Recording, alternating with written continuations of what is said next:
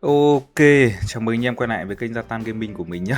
Hôm nay thì mình sẽ gọi là lên video hướng dẫn cái build pháp sư hôm trước mà mình đã dùng để đánh 100 trận ở bên trên danh huyền thoại anh em nhé. Đấy, một số anh em thì cũng đã nhắn tin hỏi mình cái build này. Thì ok, thì hôm nay thì mình sẽ hướng dẫn anh em gọi là build cái nối chơi phi tiêu theo kiểu châu châu này nhá anh em nhé.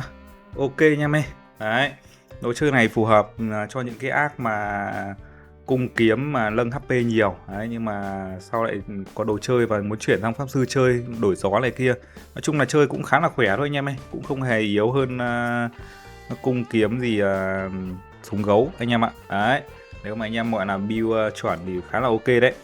Ok, đầu tiên là về phần yêu cầu để chơi được cái nối chơi này, đó chính là thần khí. Đấy, thần khí thì không thể nào thiếu một cái phi tiêu ấy anh em ơi. Đấy, ok. Và một cái nói chung là cũng không thể thiếu, đó chính là cái cánh của cái hệ pháp sư này anh em ơi. Cái cánh này thì pháp hoàn cầu vòng này thì bây giờ nó đã gọi là ra miễn phí ở bên trong máy lấm rồi, nên là anh em rất dễ dàng có thể lấy được thôi.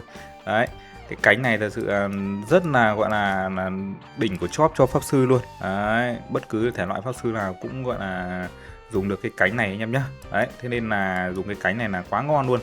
Bởi vì chơi theo bạo kích kỹ năng và hồi phục mà, nên là cần thêm tỷ lệ bạo kích là cái thứ nhất này, và nó hồi chiêu nói chung là liên tục thôi anh em ơi. Nó rất hợp với những cái kỹ năng mà hồi chiêu ngắn như kiểu dây neo này kia đấy. Đấy, ok. Và gì nữa nhỉ? Thế thôi, còn về thú cưỡi thì cũng không có yêu cầu gì nhiều lắm anh em ơi. Một số thú cưỡi hot thì có thể ví dụ như là cái con bọ mới ra này nhá, chơi cũng khá là ổn này, hoặc là xe mô tô này. Đấy, ok chưa? Còn anh em mà không có những cái con này thì chơi tạm những con thú cưỡi khác thôi, kể cả dùng mây thì anh em gọi là hơi mỏng một xíu anh em ạ. Dùng cái mây ở bên trong tiệm phi kỵ ấy, đấy thì hơi mỏng một xíu, và một số con thú cưỡi khác ví dụ như là dùng trống cũng được. Đấy, ok chưa? Còn những cái con thú cưỡi khác thì anh em có thể tự test nhé. Đấy, ok. Về phần pet ấy thì mình hôm đấy mình đã chọn một con ong. Thực ra thì cái hệ này chơi ong hoặc là chơi mèo, đấy, đều được anh em nhé, ong hoặc mèo. Đấy, nhưng mà trong cái trường hợp mà anh em đánh nhau ngang ngang nhiều quá ấy, thì thường thì con mèo nó sẽ không ấy được anh em ơi, nó không tối ưu được cái lượng đam cho lắm, bởi vì máu anh em sẽ về thấp gọi là liên tục ấy. Đấy, mặc dù là cái thần khí này nó cũng gọi là giúp anh em gọi là hồi phục anh em nhé. Đấy, nhưng mà nói chung là mình cũng đã thử mèo trước rồi thì thấy là cái lượng đam khi đánh nhau với các cái ác ngang ngang cơ thì gần như là yếu hơn dùng ong anh em nhé. Đấy, ong thì đây cứ dòng như này là được. Đấy, 3 dòng như này thì quá là tuyệt vời luôn. Một dòng giảm hồi phục này, đấy, một dòng gọi là cấm vượt này, một dòng xé toạc nhá. Đấy, quá là tuyệt vời luôn. Và một dòng gọi là hồi phục. Đấy, nếu mà anh em không có hai dòng này thì có thể thay bằng các dòng khác, sát thương bạo kích kỹ năng hoặc là kháng bạo gì đấy, nếu mà muốn đánh với các hệ đam. Ok chưa? Đấy là những cái gọi là chính này. Tiếp đến là phụ ma. Phụ ma thì nói chung là cơ bản thôi anh em ơi, cứ có một chút gọi là sát thương bạo kích kỹ năng là được. Đấy, chơi châu châu mà gãi gãi ấy, kiểu gì cũng đủ đam thôi anh em ơi, nên là không nhất thiết là phải một set pháp sư quá đẹp anh em nhé. Đây, một set gọi là gì nhỉ, một set phụ ma nói chung là khá là bình thường thôi anh em ơi. Đây, sát thương bạo kích kỹ năng có 36%. Đấy, 4 kháng bạo, nói chung là lấy giảm sát thương vào đây để cho trâu thôi anh em nhé. Ok chưa? Nói chung là phụ ma thì khá đơn giản thôi. Viên số 4 này thì nhất định là phải là sát thương kỹ năng này. Đấy, ok chưa? Còn viên số 6 này thì tùy theo anh em gặp đối thủ gì anh em thay vào. Đấy, game số 5 cũng vậy nha anh em nhé. Ok, 3 viên còn lại thì có thể gọi là dùng bộ kháng bạo hoặc là bộ lộ nguyên tố đều được anh em ạ. Ok, nói chung là cái này cũng khá là dễ chơi. Nó không phải gọi là max bạo kích kỹ năng như pháp sư thuần này kia anh em ạ. Đấy, ok. Tiếp đến về phần kỹ năng này, nói về phần kỹ năng và pet trước đi. Đấy, kỹ năng thì không thể thiếu những cái kỹ năng mà gì nhỉ, kỹ năng giúp anh em gọi là thi triển liên tục đấy, gây đam liên tục thì để kích hoạt cái thần khí đấy. Về cái vấn đề thần khí đấy thì mình đã nói rồi. Đấy, ok. Và gần đây thì có một số anh em bảo là cái dây neo này là nó là chỉ gây sát thương mỗi lần đầu tiên thì không phải anh em nhé, nó vẫn gây sát thương đều 5 giây anh em ơi. Đấy, nếu mà anh em không biết test thì đây, bấm vào đây là test được thôi. Ví dụ như link này đang ở kiếm thôi, nhưng nói chung là mình hôm nay mình không PK, đấy mình chỉ gọi là hướng dẫn anh em build thôi, nên là vẫn để ở kiếm nhá. Đâu nhỉ, bạo kích kỹ năng 71% thôi đúng không, sang pháp sư thì nó mới lên cao. Ok, thì đây đeo luôn cái mây vào cho nên 90% đi để nhìn cho nó dễ nhá. Đấy, đây đâu nhỉ, đây bấm vào xem trước thần khí anh em nhá. Đấy, đây bình thường đánh cái gì là nó không có bạo kích thì nó sẽ không kích hoạt được anh em nhé. Đây là đánh tay bạo kích thì nó mới kích hoạt đây này. Đấy, đây còn dùng cái này để xem nó kích hoạt, anh em thấy nó kích hoạt liên tục chưa. Đấy, thì ít nhất là nó gọi là gì nhỉ, một kỹ năng duy trì. Đấy, 5 giây anh em nhé, giây nào cũng có sát thương. Đấy, và nó có tỷ lệ thôi anh em ơi, anh em để ý này. Đấy, bạo kích kỹ năng là có 60% xác suất thôi, không phải 100%. Đây là nó vẫn có cái khoảng mà nó không có kích hoạt. Đấy, anh em hiểu không? Ok chưa? Đấy, hoặc là cái người rơi này thì cũng thế này. Ok chưa? Nó chỉ là 60% thôi, đôi khi đen quá anh em có thể thấy 1-2 giây mà nó chững ấy, không có đam. Đấy, ok. Còn mấy cái kiểu như phân thân này kia thì là nó không gây sát thương lên địch rồi, nên là tỷ lệ là không có rồi. Đấy, đây tước khí thì cũng có tỷ lệ xuất hiện đấy, nhưng mà nói chung là hơi thấp anh em nhé, nó phải bạo kích kỹ năng này kia cơ. Đấy, nên dùng những cái kỹ năng duy trì 5 giây như thế này. Đấy, ok. Và cái này nữa, dấu vết Batman cũng là một kỹ năng gọi là thi triển gọi là gây sát thương mỗi giây đấy. Ok chưa? Thế nên là trong cái bộ mà đánh cung kiếm ấy thì anh em có thể dùng hẳn 3 kỹ năng đấy luôn. Đấy, ok, 3 kỹ năng cùng lúc. Nói chung là nếu mà anh em thích pha chế thì có thể bỏ cái kỹ năng dấu vết Batman này đi. Đấy, mặc dù là sát thương nó cao hơn hai cái còn lại nhé anh em nhé. Đấy, cao hơn rất nhiều, nhưng mà nó hồi chiêu tận 15 giây cơ. Đấy, chủ yếu là mình đánh bằng cái thần khí chứ không phải mình đánh bằng sát thương kỹ năng nhiều anh em nhé. Thế nên là có thể thay cái Batman này ra ngoài. Đấy, cho anh em thích pha thêm cái khác thì anh em pha. Ok chưa?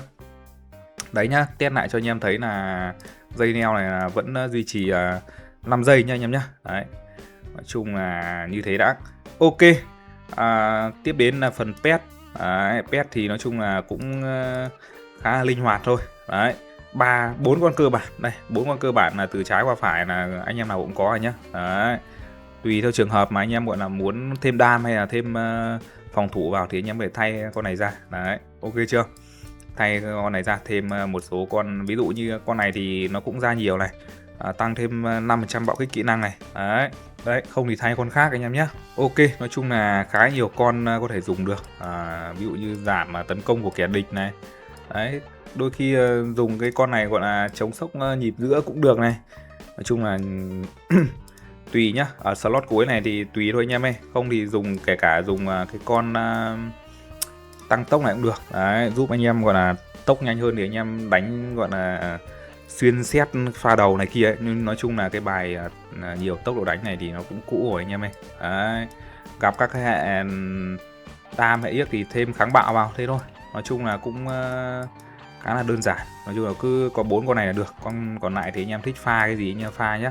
Đấy, ok, bởi vì mỗi server có những cái lượng pet nó khác nhau. Đấy, phần kỹ năng và pet thì đơn giản như thế thôi anh em ơi, không cần phải nghĩ nhiều. Đấy, kỹ năng thì cái bom khói này thứ nhất là nó hồi chiêu khá là nhanh và nó giảm sát thương của mục tiêu, nói chung là khá là nhiều. Đấy, cũng khá là ok anh em nhá. Đấy, mình cũng đã test qua rồi. Mấy cái kỹ năng kiểu như này thì là hợp với pháp sư đam hơn anh em ạ. Đấy, ok, thì anh em chơi pháp sư thì anh em có thể đổi sang pháp sư vàng anh em nhé, nhớ đổi sang pháp sư vàng.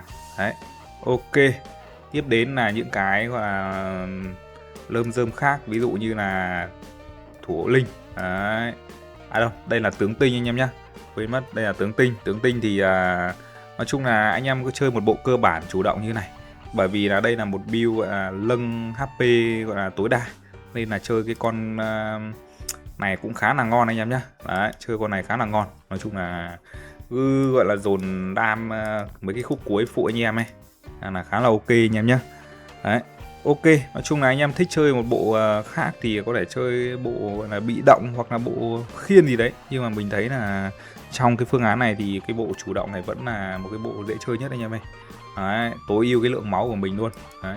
Ví dụ như trong set này thì máu là đấy, máu rất cao anh em nhé, 9700 B. Đấy, hôm giờ thì anh em đã xem rồi. Đấy, anh em nào chưa xem thì có thể tìm lại cái video mà đánh 99 trận bằng pháp sư ở bên trên danh huyền thoại nhá. Đấy, ok. Về mặt nói chung là thông thần này kia thì nói chung là set này nó như một set tanh thôi, nên là anh em không cần phải kiếm mấy cái kiểu phá giáp này kia gì cho pháp sư cả anh em ơi. Cứ dùng một cái set mà có gọi là bỏ qua liên kích, bỏ qua phản kích để đấm với các đối thủ của anh em là được. Đấy, ok chưa? Chứ còn gọi là làm một set riêng cho cái set này thì nói chung là có thể dùng một số cái như là hồi phục này kia. Đấy, còn đâu thì cứ nhắm vào các hệ khác thì cứ bỏ qua liên kích, bỏ qua phản kích anh em nhé. Đấy, ok. Tiếp đến cái này thì khá là đơn giản này. Dị vật thì cái đầu lấy bạo kích kỹ năng nhá. Đấy, cái bên này thì lấy sát thương. Ok, còn anh em nào thích thì cũng có thể dùng thêm cái sách giảm sát thương thế thôi, cũng không có gì ấy cả. Đây, cái này thì bút thời gian duy trì của đạn khói này anh em này. Đấy, cái set này thì mỗi khi anh em bật set lên thì sát thương anh em được gây thêm 15% này, cũng khá là ổn này. Ok, tiếp đến là phần thức tỉnh. Đây, thức tỉnh thì có thể đầu game thì anh em sẽ chưa dồn được khá nhiều thức tỉnh như ác này đâu, thế nên là anh em vẫn ưu tiên vào HP trước cho mình. Đấy, xong rồi thêm một chút vào tấn công anh em nhé. Đấy, ok. Còn sau này mà thừa rồi thì nâng cả hai cái, thừa một chút nữa thì có thể nâng vào sát thương kỹ năng. Ở đây là đây, ví dụ như cái ấn kỹ năng này, đấy, hoặc là sát thương bạo kích kỹ năng đều được anh em nhé. Đấy, nói chung là ít anh em nào mà dư được sang như thế này lắm rồi. Đấy, ok. Tiếp đến phần cuối cùng, chưa đến cuối cùng đâu. Đấy, còn cái phần gọi là thủ hộ linh nữa. Thì đây, thủ hộ linh thì ác này thì có con này rồi thì không nói anh em nhé. Con này thì nó là cái phiên bản gọi là nâng cấp, nói chung là cái nó hơi giống cái con thần linh thủy triều thôi, ở cái phần gọi là tăng tấn công. Đấy, còn cái build pháp sư này thì dùng được cả hai loại con luôn anh em ơi, cả thần linh thủy triều và cả phong linh sử đều dùng được nhá. Đầu tiên là dùng được cái giảm hồi chiêu ở bên cái con phong linh sử này. Đấy, còn cái con thần linh thủy triều này thì có thể dùng được cái dòng tăng tấn công của nó và mỗi giây hồi phục HP tối đa. Đấy, ok chưa anh em? Và con này thì trâu hơn. Đấy, nếu là mình thì mình nghĩ là mình vẫn thích chơi cái con thần linh thủy triều này hơn. Đấy, tại vì hồi chiêu thì là có cái cánh này nó gánh khá là nhiều anh em nhé. Cái cánh pháp sư pháp hoàn cầu vòng ấy có gánh khá là nhiều luôn anh em ơi. Đấy, ok. Đây, sử dụng vào combo cho anh em trước nhá. Đây, đấy, pháp hoàn cầu vòng thì nói chung là cứ khi bạo kích này kia ấy thì bắt đầu nó sẽ giúp anh em gọi là hồi chiêu ấy, giảm thời gian hồi chiêu còn lại này kia ấy, nó có ấy thôi anh em ơi. Đấy, đấy, thi thoảng anh em thấy mấy chiêu nó giật đấy. Đấy, ok. Trong PK thì anh em thấy nó rõ hơn một xíu nha anh em nhé. Ok, đấy là về phần gọi là mấy cái cơ bản rồi. Còn cái gì cơ bản nữa thì mình nói nốt nha, trước khi vào phần thiên phú nhỉ. Bộ kỹ năng thì bộ kỹ năng của bí bảo mới thì anh em có thể dùng cái bộ cối khiên này nhá anh em nhá. Đấy, mấy bộ khác thì mình thấy là không ăn thua lắm, kể cả cái bộ chuyển phòng thủ thành tấn công này cũng không ăn thua lắm anh em ơi. Đấy, cái lúc cái khiên này nó lên thì là giúp anh em lật kèo đấy. Ok, bây giờ thì đến thiên phú anh em nhé. Đây, thiên phú thì nói chung là đây là cái set đánh cung kiếm, nói chung là đơn giản thôi anh em ơi.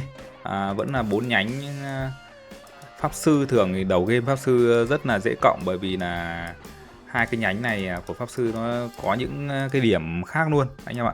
Ví dụ lâng hai cái nhánh của pháp sư này thì có sẵn giảm sát thương, ví dụ như kháng bạo này kia nhá, xong rồi có cả bỏ qua phản luôn. Đấy, nói chung là hai cái nhánh đầu tiên của pháp sư khá là dễ chơi anh em ơi. Kể cả những anh em đầu game chơi pháp sư cái tầm mười mấy ca lông, 20 ca lông là cũng có lợi thế đấy. Đấy, chứ không như những anh em khác chơi dìu chơi ấy là chỉ lâng được vào đam thôi. Đấy, có giảm sát thương gì đâu. Đấy, ví dụ anh em gì nhân lò dìu phải lâng bên bạo kích này kia, nói chung là loằng ngoằng lắm anh em ạ. Ok chưa? Bên này vừa lâng đam vừa có thủ rồi nên là nó khác nhá anh em nhá. Ok, thì 4 cái nhánh cơ bản đây. này gọi là 4 nhánh cơ bản rồi anh em ơi. Cái nhánh này thì khá là phù hợp với pháp sư này, tăng 30% tấn công này. Cái nhánh này khi về thấp giảm hồi chiêu này. Đấy, ok. Nhánh bên trái này cũng tăng đam khi anh em đánh nhau lâu dài này. Đấy, ok, cái nhánh này thêm một tí hồi phục. Đấy. Pháp sư vàng thì anh em có thể cộng, thay vì cộng cái nhánh hồi phục này thì cộng vào nhánh choáng này gọi là cũng được, nhưng mà tại sao lại không nên cộng? Bởi vì là khi cộng vào cái nhánh choáng này thì anh em sẽ bị mất một cái bên nữa để anh em tăng tấn công và HP ấy. Đấy, anh em hiểu không? Bình thường khi anh em cộng một nhánh này thì nó sẽ mở ra cho anh em một cái nhánh khác để anh em tăng thêm vào bên đấy, đúng không? Còn ở trong một bảng mà anh em cộng hẳn 3 nhánh này rồi thì anh em sẽ mất một cái chỗ để nâng HP tấn công cơ bản, nên là 15% choáng thì nó cũng không cần thiết lắm trong cái trường hợp này anh em nhé. Ok chưa? Đấy, còn các cái còn lại thì nâng giảm sát thương thôi, vì mình chơi là trâu mà. Đấy, chứ không trâu là dễ đi lắm anh em ơi. Ok. Đam thì cứ tầm gọi là tầm ngoài 30 giây thì đam khá là to rồi anh em nhé. Đấy, cái build này ấy. Đây, nhớ mấy cái điểm ưu tiên này. Bạo kích kỹ năng và sát thương kỹ năng là không thể thiếu cho pháp sư rồi nhá. Đấy. Ok, những anh em ít lông ấy. Đấy, và giảm thời gian hồi chiêu nữa. Ok. Còn tiếp đến thì mới đến gì nhỉ? Trọng thương này. Đấy, là giảm hồi phục của kẻ địch này. Đấy. Ok. Còn nói chung là cũng không thiếu nhiều đam quá đâu. Ở bên nhánh phải này cũng có thể nâng vào trọng thương, hoặc là thừa lông thì có thể nâng giảm sát thương bên trên này thì nó có nhiều nguồn giảm sát thương hơn. Bên dưới này chỉ nâng được có mỗi một điểm trọng thương thôi anh em nhé. Nghĩa là mang đi đánh mấy cái ác tử thủ này kia ấy thì mới cần thôi. Nhưng mà cái build này nó giảm HP tối đa của kẻ địch rồi, nên là cũng không thiếu đam đâu anh em ạ. Đấy. Ok. Đấy, bên trái này thì cứ nâng gọi là hồi phục này. Đấy. Kháng bạo cũng được luôn. Gần đây thì anh em server cũ thì sẽ gặp mấy cái ác gọi là chơi súng gấu xong rồi hệ số phản kích to tùm lum ấy, nâng kháng bạo thì vẫn ok anh em nhá. Đấy, kể cả đánh nhau với kiếm bây giờ đấy, bởi vì mấy ác đấy có súng gấu ấy. Súng gấu thì chắc chắn là 100% bạo kích ấy, kháng bạo thì cũng giảm được một chút anh em ơi. Đấy, ok, đấy là cái set đánh nhau với gì nhỉ, cung kiếm. Đây, còn đánh nhau với các hệ khác nói chung là khá đơn giản thôi nhá. Đấy, ví dụ như set này hôm giờ mình làm ấy thì là đấy cũng 4 cái nhánh cơ bản này thôi anh em ơi, không cần phải đi đâu khác cả anh em ơi. Những cái nhánh khác hoàn toàn gọi là không có tác dụng mấy cho pháp sư anh em nhá. Đấy, ok, bỏ qua phản kích này, bỏ qua gọi là 40% phản kích này, bên này thì bỏ qua liên kích này. Đấy, anh em ít lông thì anh em phải chia set ra nhá. Đánh nhau với diều với lọ thì phải tách set ra, chứ không gộp như thế này đâu. Lick này là những cái lick gọi là server cũ rồi. Đấy, tầm lực chiến bao nhiêu thì chơi được pháp sư kiểu này thì anh em tầm 100m trở lên. Đấy, lông tầm 15k trở lên anh em nhé. Ít nhất phải nâng được tầm 2 nhánh trở lên rồi. Đấy, ok chưa? 2 nhánh đầu tiên thì vẫn ưu tiên ở bên phép thuật này nhá. Đấy, hoặc là một nhánh phép thuật, một nhánh cuồng chiến. Nếu mà anh em thấy đối thủ châu ấy đánh nhau tầm 1 phút ấy thì nâng cái nhánh bên cuồng chiến này. Đấy, thấy đối thủ mỏng ấy thì nâng 2 cái nhánh ở bên phép thuật này nhá. Ok. Còn bên đánh với các hệ khác thì nâng giảm sát thương lên thôi. Nâng nói chung ấy, nếu mà cái tầm lông nhỡ ấy thì nên ưu tiên gì? Đó chính là ưu tiên bỏ qua nhá. Ưu tiên cái chỉ số bỏ qua trước thay vì ưu tiên cái chỉ số giảm sát thương. Đấy, ok chưa? Ví dụ anh em nâng bỏ qua liên kích, đấy, full trước xong rồi bên trên này liên kích giảm sát thương tầm level 10, 15 gì đấy cũng được. Đấy, ok, nói chung là cơ bản này thôi, cũng không có gì khó hiểu cả anh em ơi. Đấy, mình đã nói cái tầm cho anh em chơi được rồi nhá. Bởi vì bây giờ anh em lên lực chiến khá nhanh. Cái tầm lúc trước 100m thì lông phải tầm 30k rồi. Đấy, còn bây giờ tầm cái lực chiến tầm 100m đổ lại khéo lông 10 mấy k ấy. Bởi vì bây giờ các cái thể loại bí bảo này kia, xong rồi tướng tinh, thủ linh này kia nó bút khá lực chiến ấy. Nên những anh em cái tầm lực đấy thì nên lực chiến thì nhanh, nhưng mà lông thì là vẫn là khá là ngắn anh em ạ. Ok, nói chung là một set chơi pháp sư thuần thì là như thế. Về tượng nha anh em nhé, tượng thì HP này, đấy, vẫn gọi là all in vào HP cho mình. Đấy, thức tỉnh thì cũng thế, all in vào HP trước. Đấy, ok, máu trâu ấy là được anh em ơi, tránh gọi là chống sốc thôi, chứ thật sự là anh em như thấy nick này gọi là đồ gọi là thiên về gì nhỉ, sát thương thì nó cũng có nhiều đâu, kể cả như là phụ ma này kia cũng không có nhiều, nhưng mà đam của cái thể loại này là nó không thiếu đâu anh em ơi. Đấy, không ngại mấy cái ác châu gì đâu. Ví dụ nhá, trong PK với một cái ác châu đi thì cái thần khí này nó sẽ giảm giới hạn HP của kẻ địch đi rồi. Nếu mà anh em muốn nhìn rõ cái giảm giới hạn HP như nào thì đây, cho anh em nhìn một cái cho anh em dễ nhìn nhá. Đây, set số 1 ở đâu nhỉ? Nguy cơ tuyết quốc, đây set số 1. Đấy, anh em vào đấy là anh em nhìn cái cọc HP của con boss nhá, là nhìn là nó thấy ngay này. Đến lập đội này, tốc chiến này. Đây, cho anh em nhìn thấy cái hiệu ứng mà khi giảm HP thì nó là như thế nào. Đấy, không tránh mù mờ, bởi vì trong PK thì nó không hiện rõ đâu, nhưng mà trong đây nhá, trong này nó có cọc máu của con boss. Thì đây. Đấy.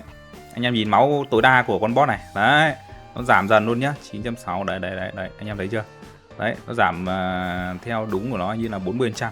Từ từ ạ, xem bao nhiêu giây nhỉ? Đấy, về 68 là coi như là mắc rồi nhá. Ok chưa? Từ từ ạ. Thôi để nãy là 100 bao nhiêu k ấy nhỉ? 110 mấy ấy. Đấy, anh em tự xem lại nhá. Ok chưa? Đấy, cái máu tối đa của nó là giảm xuống như thế thôi. Thì khi máu họ thấp rồi ấy thì những cái chỉ số hồi phục theo máu tối đa của họ là cũng bị thấp theo anh em nhá. Đấy. Ok. Xong rồi còn gì nữa nhỉ? Úi. Nhận đánh một trận ngẫu nhiên mà nhận được hẳn 3 bình luôn này. Ngon chưa? Ok. Đấy là về phần cái thần khí này cho anh em dễ hiểu nhất. Đấy. Thì khi máu của họ thấp rồi ấy thì anh em thấy là tầm 30 giây mà đã mắc số rồi nhỉ? Đến 30 giây chưa nhỉ? Tôi dạng từ từ đã. Đánh lại trận nữa đi xem bao nhiêu giây nhá. Bao nhiêu giây mắc số nhá, nó nhanh hơn cái gì nhỉ? Nó nhanh hơn cái cờ ngày xưa ấy nhá. Nó nhanh hơn cái cờ ngày xưa nhiều. Đấy. Ok. Chứ còn đây là còn chưa phải là sang pháp sư, cái bạo kích kỹ năng có thể là nó thua một tí anh em nhé. 1 phút 25 này. Xem bao nhiêu lâu nó về 68 anh em nhé.